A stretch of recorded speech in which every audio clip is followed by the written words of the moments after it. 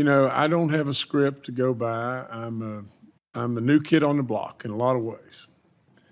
But I promise you that I really think you should listen to what I have to say today. In many ways, I would say, what should we do? What should we do? And there is a solution to all this. My dad would have said a long time ago, and if I can use the slang that he would use, he would say, son, I don't know exactly what we should do, but this, and he would not say, dadgum, he would say, this, whatever, surely ain't it. And I would tell you all just exactly just this. I really appreciate those coming today and their testimony. I really appreciate our chairman and our ranking member, but we have the real deal chairman right now.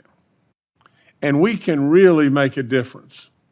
Let me just take you through some level of math. The small family farm in America today, the average size is 430 plus acres. Now just think about this just for a second. They're hurting in every way imaginable. And we better awaken real quickly to just a couple of things. We go into grocery stores, and as far as you can see, a mile long, there's every choice imaginable. We pay almost nothing of our annual incomes compared to countries all across this globe to have a luxury like you can't imagine that we have in America. That's all there is to it. We have that luxury because of these people, because of many of you that are sitting right out here right now. Absolutely, when it comes right down to it, our family farms in this country do something that defies all financial reasonableness. That's all there is to it. Just let me walk you through just a little bit of math. If you had 500 acres today in Champaign, Illinois, it's probably worth greater than $15,000 an acre. With all that being said, if you just do the math real quick and everything, that's $7.5 million. If that farmer had $500,000 in the bank, he had $8 million worth of worth. And really and truly what he does is he goes out and pushes it all out on the table every year and says, I'm all in. I'm waiting on it to rain, and absolutely that farmer probably is living off of $28,000 or $42,000 a year, when if he sold his land tomorrow, he could absolutely go to Goldman Sachs, and Goldman Sachs would bring him a return of probably $350,000 a year. But he doesn't do it. He doesn't do it for all of us. For every last one of us, he doesn't do it. And the reason he doesn't do it is because he loves what he's doing. And we better love him. That's all there is to it. At the end of the day, if we don't love him enough, we're going to be in real trouble. Now, what happens?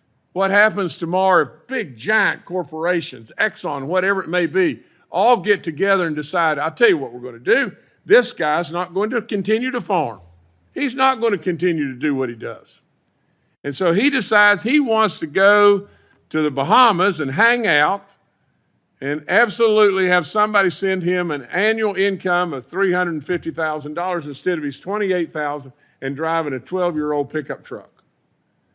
What do we do if we lose him?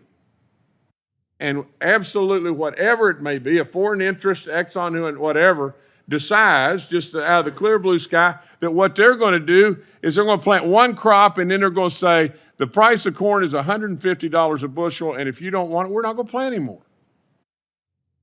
What happens to us?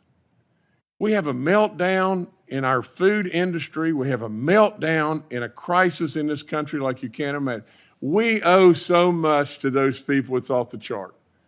Coach Tuberfield is a great friend. We're both coaches in our own way.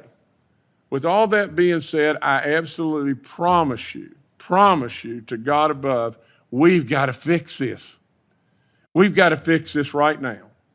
We've got to fix crop insurance. We have got to have a farm bill that is a true bill that basically probably is regionalized. Instead of a one size fits all, it doesn't fit all. That's all there is to it. I've grown many specialty crops, and I salute you for what you do. It's a high-risk business. You're fighting everything from regulations to labor and on and on and on. We all are. But we got to wake up. Absolutely. If we don't wake up right now, and we awaken to those farmers leaving the farm for whatever reason it may be, it's going to be a bad day in America. Mr. Chairman, I salute you in every way, and absolutely I thank all of y'all that are involved in agriculture and especially this committee. Thank you so much for your testimony and everything, and so God bless America in every way, and we got to fix it, and we better fix it now. We're going to be in a heck of a mess. Thank y'all so much. Thank you, Senator.